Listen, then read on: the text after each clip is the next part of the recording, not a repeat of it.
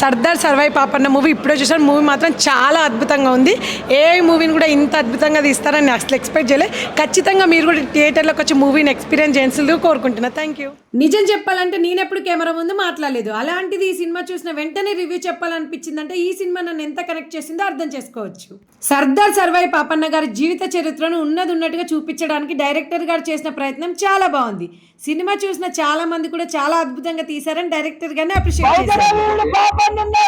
Budget పరంగా ఇంత పెద్ద కథను మనుషులతో రియలిస్టిక్ గా తెరకెక్కించడం చాలా కష్టమైన పని కాబట్టి దర్శకుడు ఏ అన్వేషణ ఎంచుకున్నట్టుగా అనిపించింది. కానీ నా పర్సనల్ ఒపీనియన్ ఏంటంటే ఇదే కథను పూర్తిగా రియలిస్టిక్ గా భారీ స్థాయిలో తీసి ఉంటే మరో బాహుబలి లాంటి పెద్ద హిట్ అయ్యేదని మాత్రం గట్టిగా చెప్పగలను. మరాఠీ వారికి ఛత్రపతి శివాజీ గారు ఎలాగో మన తెలుగుడికి సర్దార్ సర్వై పాపన్న గారు కూడా అలాంటి గొప్ప వీరుడే. అందుకే ఇది కేవలం గౌడ్స్ కి మాత్రమే పరిమితం కాదు, ప్రతి ఒక్కరు తప్పకుండా చూడవలసిన సినిమా. థియేటర్ లో ప్రేక్షకుల రెస్పాన్స్ ఒక్కసారి చూడండి. ఈ ఈలలు గోలలు స్లోగన్లు ఏంట్రా బాబు, పిచ్చెక్కిపోయింది అనుకో. నేను వచ్చింది ఒక ఏ మూవీకేనా అనిపించింది. ఇలాంటి సినిమాలు మనం సపోర్ట్ చేస్తేనే మరిన్ని చారిత్రక సినిమాలు వస్తాయి. డైరెక్టర్ వెంకటేష్ గారికి హ్యాట్స్ అప్. మీరు కూడా ఒక్కసారి థియేటర్ కి వెళ్ళి సినిమా చూసి ఎక్స్పీరియన్స్ చేయండి. జై పాపన్న, జై జై పాపన్న.